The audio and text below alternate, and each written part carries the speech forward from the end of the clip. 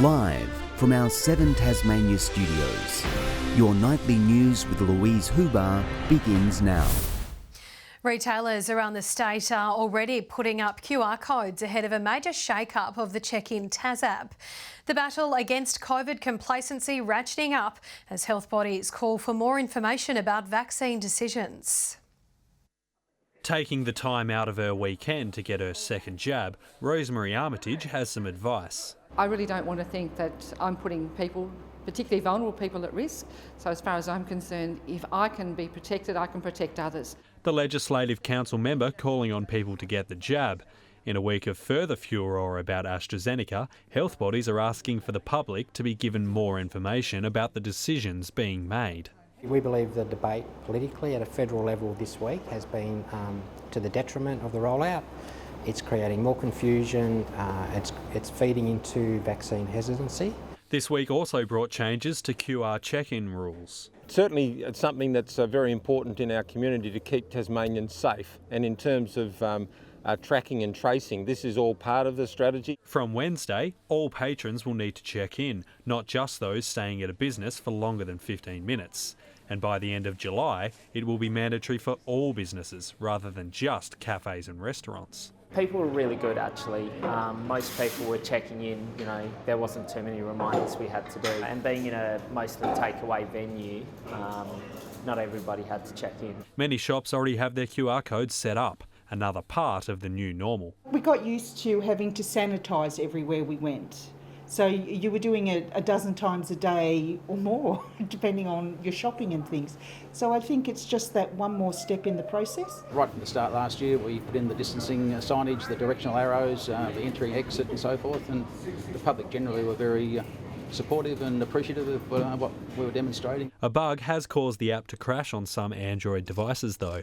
Public Health says it's working on resolving the defect as soon as possible. I can understand for some people last week with Android phones it was a frustration, but hopefully they know that these things are being worked on and we will improve as time goes on. Scanning in might be a hassle, but the TCCI says it's better than the alternative. We've seen the impact financially of lockdowns in Melbourne, Brisbane and Sydney, and we don't want to be there. Tough restrictions still in place around the nation, a reminder of the danger of complacency. Josh Duggan, 7 Tasmania News. Emergency crews spent the day cleaning up an oil spill on the Brooker Highway. Police say a ruptured fuel tank poured 200 litres onto the road between Ashbolt Crescent and Risdon Road at Lutana just before 7 o'clock this morning. Motorists could only use the far right-hand lane for several hours. All lanes later reopened with speed limits reduced as clean-up efforts continued. Another Tasmanian firearms amnesty has seen dozens more weapons surrendered to police. 8 firearms, including 1 pistol and 30 kilograms of ammunition, were handed in to Bridgewater Police today.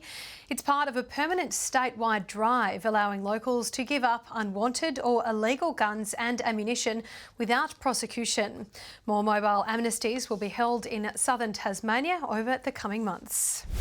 Tasmania's Colony 47 is set for a financial windfall after selling its Hobart headquarters. The Elizabeth Street building was bought by a developer for $3 million, taking advantage of the booming property market. The group decided to reduce its footprint after the pandemic changed the way it worked. The money from the sale will be used to help young Tasmanians break into the property market. This is one way to do it, and look, we think it's a great way for us to get services on the ground, get some housing for young people, get young people into jobs, and that's what we're here for. Colony 47 says it expects to move out by September. Tasmania's Festival of Voices has reached a crescendo, with the popular bonfire sing-along taking place as we go to air. Crowds still coming in waves despite interstate COVID chaos, leading to performers and participants singing through their masks. Igniting a festival centrepiece, warming the vocal cords of singers and music lovers. The music and just being around the fire and with other people. I'm really excited to listen to all the music and sing to the music. Just listening to all the different types of music and to see how the festival goes.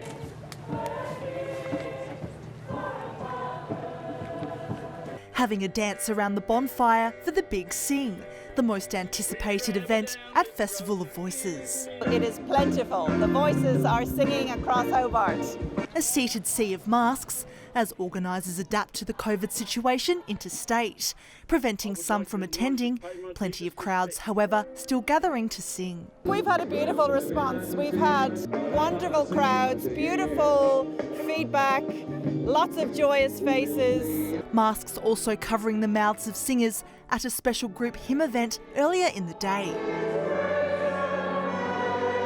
We've proved that you can sing through a mask. As performers put on small shows across Hobart, these local choir members singing their hearts out from above. A joyful performance after a long break from public singing. We missed out last year, and this is such a great festival. We've been participating in it for years, and it's just the joy of singing. On Wednesdays at our practice, we just feel really uplifted, and it's, good fun. While inside at Brook Street Pier, Victorian female group Acoustic Kitchen offering a small taste of their full concert. The festival will run until July 11. Masks are required, excluding performers on stage and those at small pop-up events and workshops. Ruby COMMANE, 7 Tasmania News. RSPCA Tasmania is calling for a ban on the sale, use and ownership of pronged dog collars. The animal welfare group launching a petition to amend state legislation, saying the collars have fanged metal links which pinch the skin and restrict movement, causing serious injuries as well as aggression, fear and resentment in dogs. Primary Industries Minister Guy Barnett says he pushed for improvements to the Animal Welfare Act last year, and the government will work with the RSPCA to take action based on the advice of experts. The licence fee for junior anglers is being waived in the hope the sport can hook more young people. Trout season opens next month and it's one of a range of initiatives the state government is casting out to increase participation. 14-year-old ZANE Colgrave's been fishing nearly all his life. My dad introduced me to it and guess I just enjoyed it from there. What does he love about it? The excitement of getting something on the rod and getting it in and seeing how big it is. He's one of around 15 juniors at the Longford Fishing Club. They're looking to reel even more in. I think fishing is a great pastime, and once kids get fishing, they'll never give it away. The state government has waived the $12 fee for a junior angler's licence. People are maybe thinking, can we have 3 or 4 kids going fishing? Maybe it's a bit expensive. Now they can afford to do it. Today also seeing the release of the draft inland fisheries participation strategy, hoping to build on a $90 million industry. It's about making access to fisheries available for as many people as possible. So that's the biggest area we're involved in. It is part of the Tasmanian way of life. It's a fantastic pastime. I'm one of those, but we've got 24,000 anglers in Tasmania. And for any junior anglers, here's a bit of advice from one of the greats. You can't catch them in bed. That's the thing. You can't catch fish in bed. You have to go. Josh Duggan, 7 Tasmania News. In the TSL, North Launceston has cemented its second place spot on the ladder, crushing Glenorchy 105 points this afternoon. In the other matches, Launceston were too strong for Lauderdale, while Clarence overcame a spirited North Hobart to win by 9 goals. A fiery start early on in the match at KG5.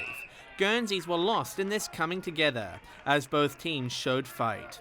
But North Launceston were winning where it mattered, a 6-1 first term breaking the game open. Their defensive pressure forcing the Magpies into making mistakes.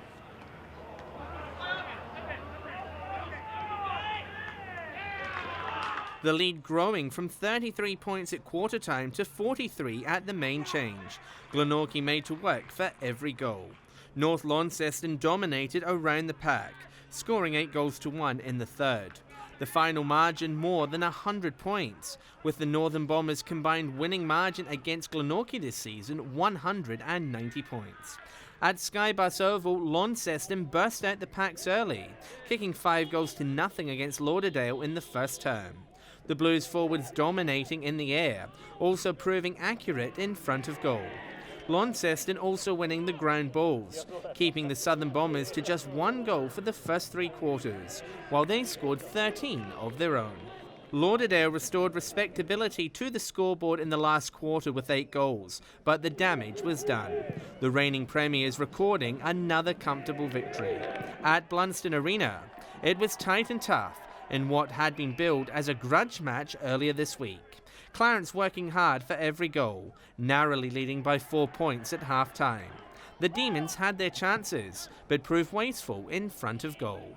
It would prove costly, as Clarence broke away in the second half.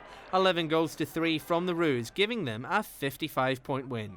John Hunt, 7 Tasmanian News. In the NBL 1, the Hobart Chargers men's side remained third after defeating Geelong 109-96 last night. A 38-point first quarter setting up the win, with the Chargers leading by 25 at half-time. Tad Duffelmar once again top scoring with 30 points. And then Tad Duffelmar says, thanks very much, I'll take that, and goes himself and gets the 2. In the women's, Geelong were too strong for the Chargers, winning 98 points to 69. Hobart's Maddie Garrick, however, was able to give the fans something to cheer for. Can see the clock, forces it up one-handed. Good! Get your top 10 player of the week ready! Geelong take on Tasmania's northern sides in a double-header tonight. Good evening, everyone. A rainy day across most of the state today, with Hobart reaching the top of 15 degrees and Launceston, Burnie and Devonport all 12. A cool start of just 1 degree in Lyowini this morning, reaching a top of 5, 15 in Friendly Beaches, Flinders Island, Smithton and St Helens all 13, and 12 in Strawn and Low Head. Patchy low-level cloud can be seen over much of the state today, predominantly streaming onto the north coast in a northwesterly flow. Looking further out, some low cloud is seen over central Victoria, while a thick band of cloud stretches from eastern Queensland across northeast New South Wales and the Tasman Sea. Tomorrow, a broad area of low pressure is persisting over Tasmania, while the cold front moves across the Tasman Sea. A trough lies over Victoria, while another cold front approaches Western Australia. North to northwesterly winds 20 to 30 knots tomorrow, reaching 35 knots in the afternoon and evening. And there is a gale warning current from Stanley to St Helens Point for those northwesterly winds, and a strong wind warning current from Sandy Cape to the northern tip of Flinders Island, and from Tasman Island to Southeast Cape. A minor flood warning is also current for the Macquarie River. 12 degrees in Hobart and Richmond tomorrow, morning frost and 11 in Ooze. 11 and showers in Launceston and Devonport, Deloraine a top of 9. Showers clearing in Burnie, reaching 10 degrees tomorrow, Strawn 11, 12 and showers in Curry. And St Helens a top of 11, mostly sunny and 12 in Swansea and 12 in Whitemark. On Monday, fine about the north and northeast, although showers elsewhere, mostly about the west and far south. Showers about the west and far south on Tuesday, with light showers then extending to most districts during the day. And on Wednesday, widespread morning frost with possible light showers then about the north and west. 18 in Perth tomorrow, a shower or 2 in Adelaide and Melbourne, Canberra reaching 9, 22 in Brisbane and Darwin 30. And currently Hobart 8 and clear, 7 degrees with some fog present in Launceston, and Devonport 8 and mostly cloudy. And that's your weather tonight, Lou. Lovely, thanks for that, Chelsea. And that's your news for this Saturday evening. Thanks so much for joining us. We'll see you tomorrow. Good night.